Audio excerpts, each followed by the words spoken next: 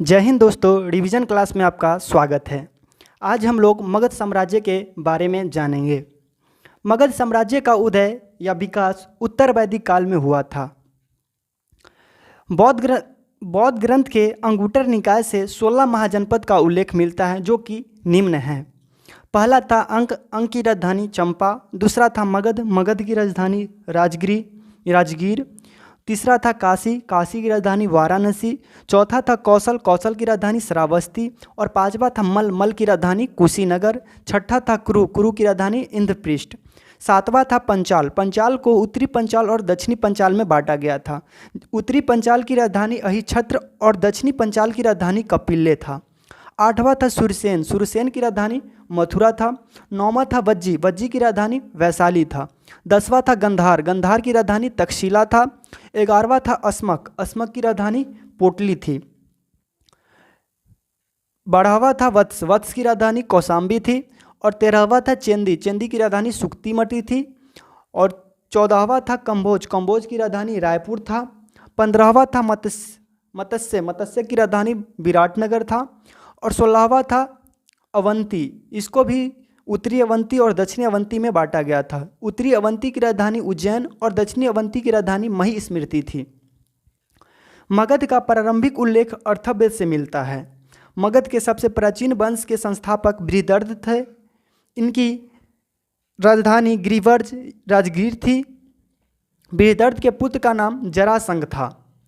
मगध साम्राज्य में अनेकों राजाओं का उदय हुआ, जैसे कि हर्यक वंश, ये 544 से 412 ईसा पूर्व तक रहे। उसके बाद आए शिशुनाग वंश, ये 412 से 344 ईसा पूर्व तक रहे।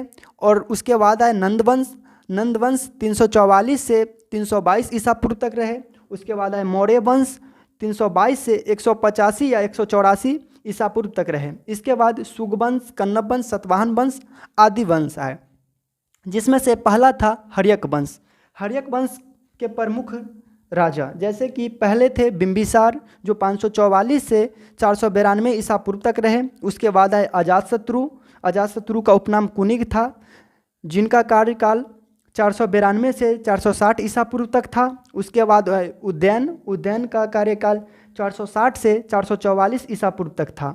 उसके बाद आए परवर्ती हर्यक शासक, जो 444 से 412 ईसा पूर्व तक रहे।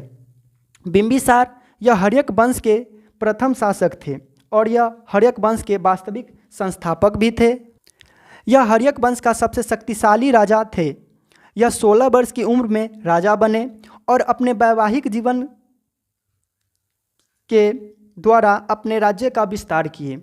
इनकी पहली पत्नी यानी कि इनका पहला विवाह कौशल राजा प्रसेनजित की बहन कौशला देवी से हुई और दहेज में काशी मिला। और इनका दूसरा विवाह वैशाली के लिच्छवी गणराज्य की शासक चेतक की पुत्री चेलना से हुई। यह प्रथम भारतीय राजा थे जिन्होंने प्रशासनिक व्यवस्था पर बल दिया। बिंबिसार ने राजगिरी का निर्माण कर उसे अपनी राजधानी बनाई। बिंबिसार को श्रेणिक नाम से भी जाना जाता है। यह बौद्ध धर्म के अनुयायी थे। बिंबिसार ने अंग पर आक्रमण कर राजा ब्रह्मदत्त को मारकर राजा अपने बेटे अजातशत्रु को बनाया। अजातशत्रु अपने पिता को ही बंदी बना लिया और कैदी जीवन में ही इनकी मृत्यु हो गई। उसके बाद शासक अजातशत्रु बना 492 से 460 ईसा पूर्व। अजातशत्रु अपने ही पिता की हत्या कर गद्दी पर बैठा। अजातशत्रु ने बिंबिसार की हत्या अपने चचेरे भाई देवदत्त के कहने पर किया था।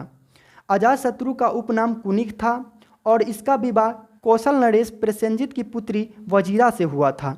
अजातशत्रु प्रारंभ में जैन धर्म का अनुयायी था, परंतु बाद में बौद्ध धर्म को मानने लगा।